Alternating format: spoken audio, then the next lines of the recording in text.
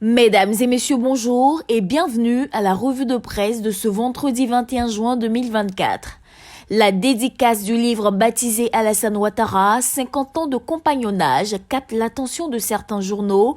Le Patriote, présent à cette activité, rapporte les propos de l'ex-grande chancelière et figure de proue de la lutte aux côtés d'Alassane Ouattara.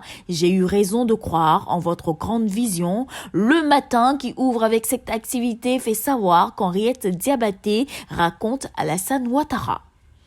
Le Temps, d'une dédicace, le journal rapporte que Dominique Ouattara et Kandia Camara livrent des secrets. Le Jour Plus, pour sa part, relativement au même sujet, retient l'émouvant hommage de Dagri Diabaté à Ouattara. Le Premier ministre Robert Begré-Mambé était hier à Bingerville. Le mandat qui était du déplacement en manchette mentionne que dans le cadre du programme de PAUCI pour l'atteinte de la souveraineté alimentaire, Mambé donne des directives à 3 ministères clés. Dans la même veine, 31 véhicules et 191 motos offerts. Le ministre d'État Adjoumani fait le point des distributions.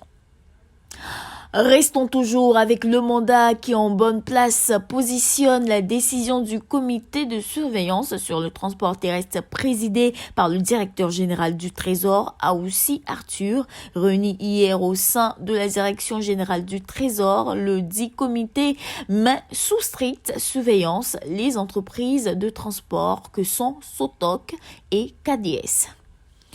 Demain, Tidiane Thiam, le président du PDCI-RDA, sera en meeting à Soubré. Le Nouveau Réveil mentionne à sa grande une qu'avant le giga-meeting de Soubré, Tidiane Thiam reçoit l'onction des chefs Akoué et Nanafoué de Yamoussoukro. Dernière Heure Monde embraye sur le sujet et déclare qu'après l'état de la nation de Ouattara, mardi dernier, Tidiane Thiam parle aux Ivoiriens demain à Soubré. Le confrère y donne même les grandes lignes du message du numéro 1 du PDCI-RDA.